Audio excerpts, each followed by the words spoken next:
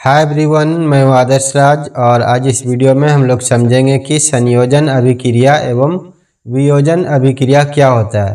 तो देखिए, संयोजन अभिक्रिया में क्या होता है कि जब दो या दो से अधिक पदार्थ मिलकर एक सिंगल पदार्थ का निर्माण करता है तो उसे हम लोग संयोजन अभिक्रिया कहते हैं। और वियोजन अभिक्रिया जस्ट इसका विपरीत होता है। जैसे संयोजन में दो या दो से अधिक मिलकर एक सिंगल पदार्थ का निर्माण कर रहा था, तो इस वियोजन में क्या होता है कि एक सिंगल पदार्थ टूटकर दो या दो से अधिक नए पदार्थों का निर्माण करता है। तो चलिए हम लोग पहले संयोजन अभिक्रिया समझ लेते हैं। इसका कुछ एग्जाम्पल देखेंगे।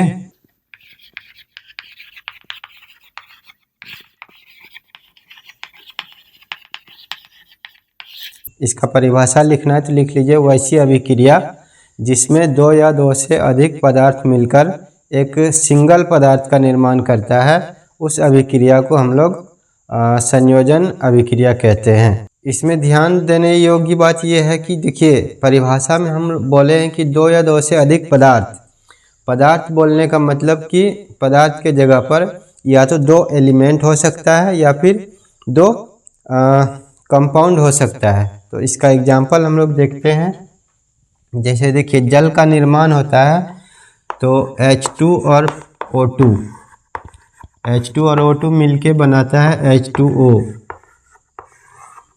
यहाँ पर देखिए कि दो एलिमेंट मिलकर के एक सिंगल नए पदार्थ का निर्माण किया है।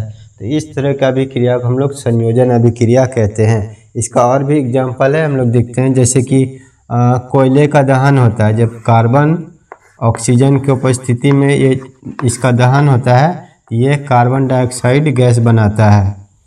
और इसका एग्जाम्पल देखिए, जैसे कि मैग्नीशियम जब ऑक्सीजन के साथ अभिक्रिया करता है तो ये मैग्नीशियम ऑक्साइड बनाता है।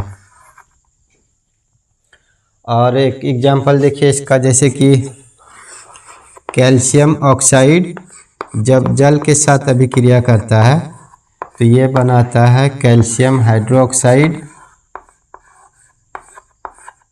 और प्लस ऊष्मा उत्पन्न करता है। देखिए, इस अभिक्रिया में क्या हो रहा है कि दो पदार्थ मिलकर के एक सिंगल पदार्थ का निर्माण कर रहा है। यहाँ भी देखिए दो पदार्थ है और एक सिंगल पदार्थ का निर्माण किया है। यहाँ भी दो पदार्थ है, सिंगल पदार्थ का निर्माण किया है। यहाँ पर देखिए दो कंपाउंड है, दो यौगिक है और दोनों मिलकर के एक सिंगल पदार्थ का निर्माण किया है। तो इस तरह के अभिक्रिया को हम लोग संयोजन अभिक्रिया कहते हैं, जिसमें दो या दो से अधिक पदार्थ मिलकर एक सिंगल पदार्थ का निर्माण करता है। उस अभिक्रिया को हम लोग संयोजन अभिक्रिया कहते हैं। यहाँ पर देखिए, कैल्शियम ऑक्साइड जल के साथ अभिक्रिया करता है तो कैल्शियम हाइड्रोक्साइड बनाता है, प्लस ऊष्मा उत्पन्न होता है। कैल्शियम ऑक्साइड को चूना या बिना बुझा हुआ चूना भी कहा जाता है और कैल्शियम हाइड्रोक्साइड को बुझा हुआ चूना कहा जाता है। कैल्शियम ऑक्साइड का उपयोग देखिए कहाँ कहाँ होता है। एक तो इसका दीवारों पर सफ़ेदी करने के लिए होता है। दूसरा, इसका सीमेंट का निर्माण में भी कैल्शियम ऑक्साइड का उपयोग किया जाता है। एक क्वेश्चन आता है कि किसी पदार्थ X के विलयन का उपयोग सफ़ेदी करने के लिए किया जाता है, उस पदार्थ का नाम बताइए और जल के साथ उसका अभिक्रिया बताइए। तो यहाँ पर देखिए, उस पदार्थ का नाम अगर पूछा जाएगा तो हो जाएगा कैल्शियम ऑक्साइड, और अगर विलयन का नाम पूछा जाएगा ये हो जाएगा कैल्शियम हाइड्रोक्साइड। तो इस पदार्थ के इसका विलयन का उपयोग सफ़ेदी करने के लिए किया जाता है। और एक चीज़ आप लोगों को बता देता हूँ मैं कि देखिए, इसका कैल्शियम हाइड्रोक्साइड, जब कैल्शियम ऑक्साइड को जल में मिलाकर कैल्शियम हाइड्रोक्साइड तैयार किया जाता है तो इसी का उपयोग सफ़ेदी करने के लिए किया जाता है। इसीलिए जब पदार्थ का नाम पूछा जाएगा तो आप लोग कैल्शियम ऑक्साइड बोलिएगा, और विलयन का नाम अगर पूछा जाए तो कैल्शियम हाइड्रोक्साइड बोलिएगा। अब यहाँ पर देखिए, जब दीवारों पर सफ़ेदी किया जाता है कैल्शियम हाइड्रोक्साइड से तो दीवारों पर क्या फिनोमिना होता है। यहाँ पर देखिए, कैल्शियम हाइड्रोक्साइड से दीवारों पर सफ़ेदी किया जाता है और ये वायुमंडल में उपस्थित कार्बन डाइऑक्साइड से अभिक्रिया करता है। कौन? Calcium hydroxide. इसी से सफ़ेदी किया जाता है ना। तो देखिए इस कार्बन डाइऑक्साइड से अभिक्रिया करके कैल्शियम कार्बोनेट का एक पतला परत बना देता है दीवारों के ऊपर में, और इसका निर्माण होने में कम से कम 2 से 3 दिन का समय लगता है, जिसके कारण आप लोग देखते होंगे किसी का घर में भी अगर पेंट किया जाता है तो 2-3 दिन के बाद ही उसमें चमक आता है। तो यहाँ पर देखिए इससे इसका उपयोग कहाँ पर किया जाता है, दीवारों पर सफ़ेदी किया जाता है इसी से, और ये वायुमंडल में उपस्थित कार्बन डाइऑक्साइड से अभिक्रिया करके कैल्शियम कार्बोनेट का एक पतली परत बना देता है दीवारों के ऊपर में। उसके बाद और इसका निर्माण होने में समय कितना लगता है, 2 से 3 दिन, तब जाके दीवारों पर चमक आती है। संगमरमर का रासायनिक सूत्र भी कैल्शियम कार्बोनेट ही होता है। यहाँ देखिए ये ऑब्जेक्टिव में ये दोनों आ सकता है या फिर ये वाला चीज़ आ सकता है। जैसे पूछता है कि बहुत बच्चे जो है भूल जाते हैं कि बिना बुझा हुआ चूना का क्या रासायनिक नाम है, बुझा हुआ चूना का क्या रासायनिक नाम है।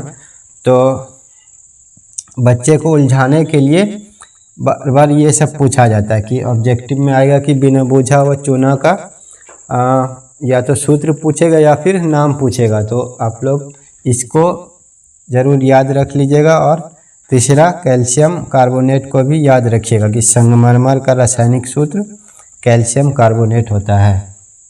इसके बाद चलिए हम लोग देखते हैं वियोजन अभिक्रिया क्या होता है।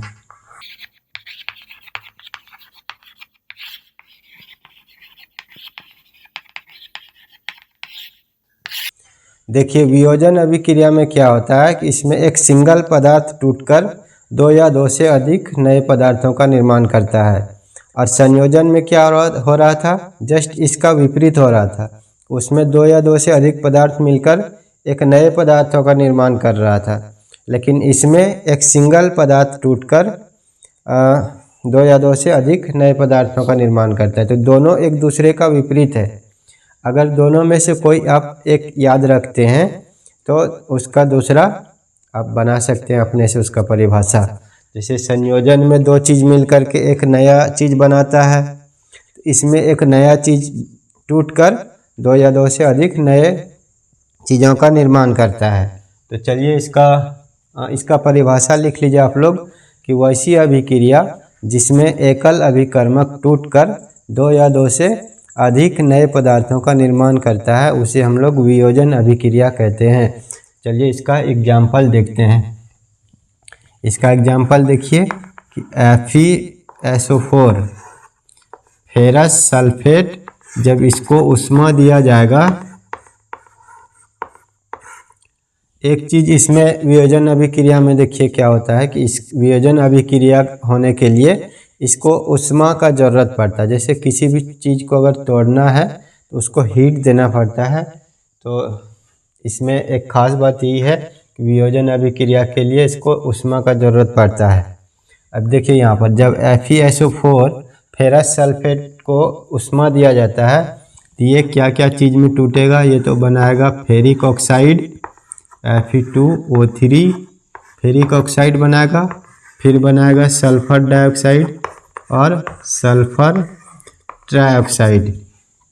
देखिए सिंगल पदार्थ था, 2 या 2 से अधिक नए पदार्थों में टूट गया। तो इस तरह की अभिक्रिया को हम लोग वियोजन अभिक्रिया कहते हैं। इसका और एग्जांपल देखते हैं हम लोग, जैसे कि कैल्शियम कार्बोनेट, देखिए CaCO3 कैल्शियम कार्बोनेट को जब उष्मा दिया जाएगा तो ये कैल्शियम कार्बोनेट को जब उष्मा दिया जाता है तो ये टूट जाता है कैल्शियम ऑक्साइड में और प्लस कार्बन डाइऑक्साइड में ये टूटता है। यहाँ भी सिंगल पदार्थ था, 2 नया पदार्थ बना दिया टूट के। इसी तरह का और भी एग्जाम्पल है, जैसे कि देखिए सिल्वर क्लोराइड AgCl, जब ये सूर्य प्रकाश की उपस्थिति में सूर्य प्रकाश की उपस्थिति में ये टूटकर दोनों अलग हो जाता है। इसका Ag+Cl2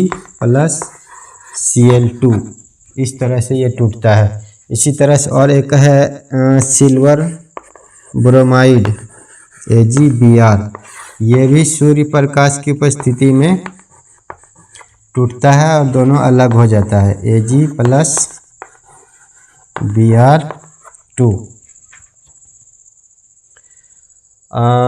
और एक एग्जांपल देखिए, जैसे कि हम लोग संयोजन अभिक्रिया में हाइड्रोजन और ऑक्सीजन मिला के H2O बनाए थे, जल का निर्माण किए थे। तो इसमें वियोजन अभिक्रिया में क्या होता है कि जल को तोड़कर हम लोग हाइड्रोजन और ऑक्सीजन को अलग कर सकते हैं। जैसे यहाँ पर देखिए H2O है, इसमें हम लोग विद्युत अपघटन करेंगे, इसका विद्युत धारा, जब इसका H2O का विद्युत अपघटन किया जाता है तो ये हाइड्रोजन और ऑक्सीजन में अलग हो जाता है। तो इस तरह से आप लोग देखिए समझ सकते हैं कि जितना भी यहाँ पर देखिए सिंगल पदार्थ है और ये टूटकर दो या दो से अधिक पदार्थों का निर्माण किया है। तो इस तरह का अभिक्रिया को हम लोग वियोजन अभिक्रिया कहते हैं। और वियोजन अभिक्रिया में एक खास बात क्या याद रखना है कि इसको वियोजन अभिक्रिया होने के लिए ऊष्मा या फिर सूर्य प्रकाश या फिर विद्युत धारा, ये सब चीज़ों का ज़रूरत पड़ता है। तो नेक्स्ट वीडियो में हम लोग समझेंगे ऊष्माक्षेपी और ऊष्माशोषी अभिक्रिया क्या होता है।